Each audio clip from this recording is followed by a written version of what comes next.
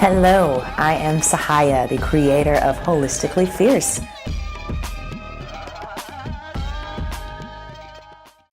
Hello, I'm Sahaya with Holistically Fierce. I'm here to talk to you today about Feng Shui.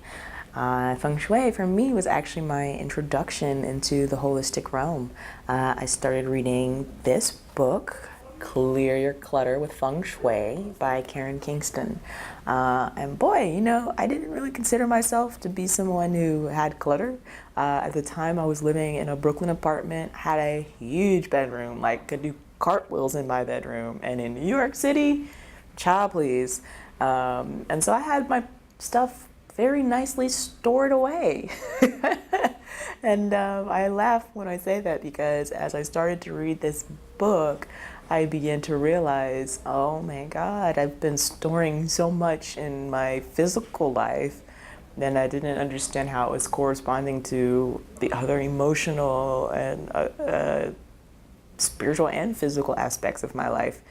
So as I read the book, I began to kind of get an urge to cleanse. It was like the effort of spring cleaning. I ended up having like 12 or 13 trash bags, and you wouldn't have known I had 12 or 13 things to throw away prior to coming into my room. But it was like, oh my gosh. But one of the reasons why that was very powerful for me is because this book, and in Feng Shui, if you begin to study it and you learn, there are certain areas of rooms that correspond to certain areas of your life. And when I got that knowledge in the Bagua, I was like, oh my God. So this is where the love relationship corner is? No wonder that area is looking cray. It's really dusty over there. So I started dusting in the love relationship corner, and things happen. And there's different areas, and I'll talk a little bit more about the Bagua by itself and what areas correspond where, so you can kind of focus on those places as well. But it's basically arranged from where your door is in your room, you enter into a space, each area, each corner represents something.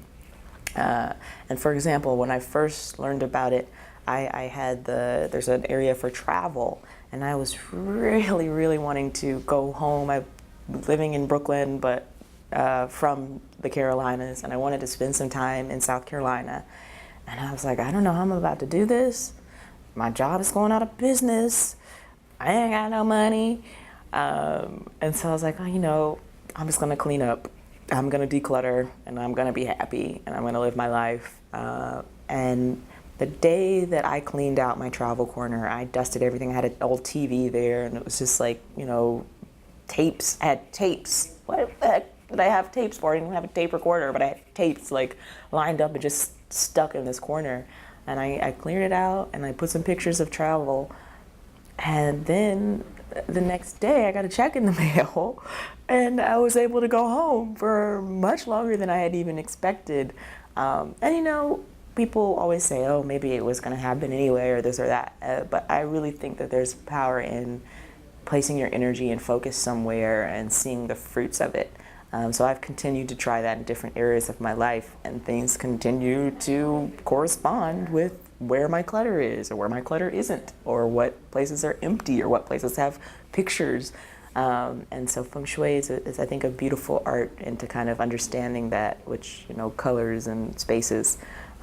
So a great place to start, though, is by understanding that you might be holding on to things that aren't serving you. So clear your clutter and start living a better life, and maybe start here. Feng Shui. Hey guys, if you liked the video, be sure to subscribe. Don't forget to share and follow me on social media. Stay fierce.